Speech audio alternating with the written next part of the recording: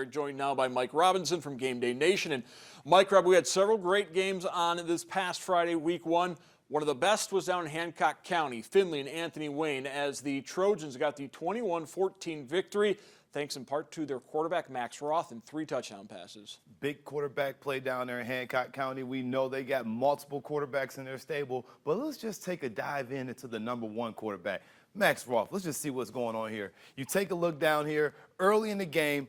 Roth using his feet. You know he knows how to use the football because he's a point guard for the basketball team with a couple offers as well. So he finds Trace Robinson, and you take looks from different angles. Look at the O-line, giving him that time, using his feet to roll out, throwing the ball across his body to find the man, the myth, the legend in the back of the end zone. So now, again, let's take a look at the guy that everybody talks about, Luke Montgomery. You see him kick slide back.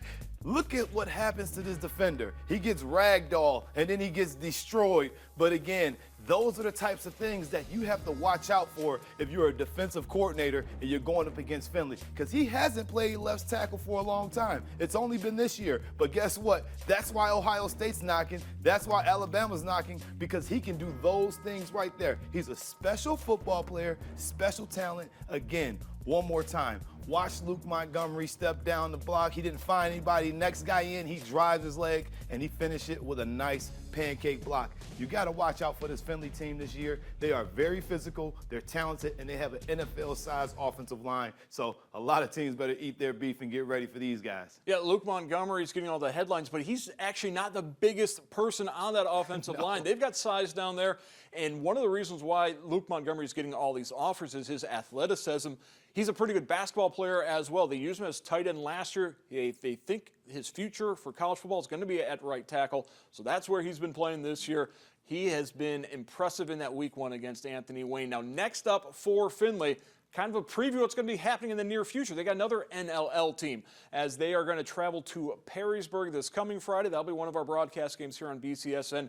Jackets will try to bounce back from that tough loss to Dublin Jerome, and Findlay with all that momentum, all that physical size and ability coming up to Wood County. You know, and there's so much going on. You like to see these teams match up and how they interplay with these interleague conference games. It's what you like the best about Northwest Ohio. You got so many good teams, so many conferences. You don't want to lose one conference, but it's going to be one mega conference here soon. But to see them still match up this early with the talent that they have, I'm loving to seeing all of it. I'm especially looking forward to seeing St. John's open up.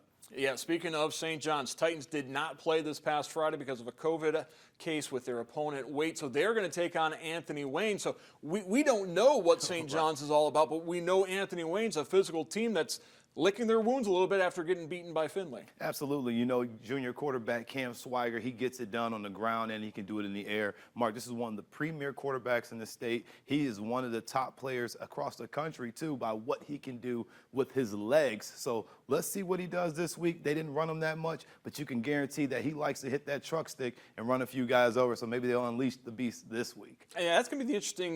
They're not obviously going head-to-head, but the quarterback position at St. John's with Blake Lichtenberg, who is perhaps a little bit more mobile than Brady Lichtenberg is. Absolutely, and you got to think about it. This young man has a Division I offer already to Youngstown State, so he's already stepped in, has not played a varsity game with Division I offers. The expectations are going to be high, and everybody's just expecting to see him do what Brady Lichtenberg did. But guess what? Dad told me he might be a little bit more talented than Brady was. Now, the only team in the Three Rivers Athletic Conference that did not win Week 1, Central Catholic, as they lost at home to St. Ed's, and it doesn't get any easier for Greg Dempsey and company. They're on the road for a Saturday matchup in Week 2.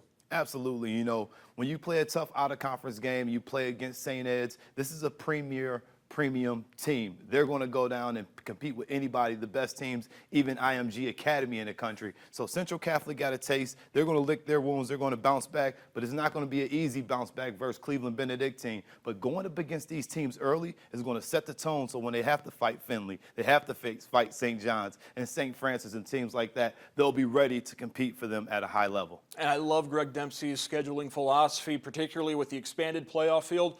A loss doesn't hurt you as much as it used to in years past. Schedule them tough. Get yourself ready to make a deep postseason run.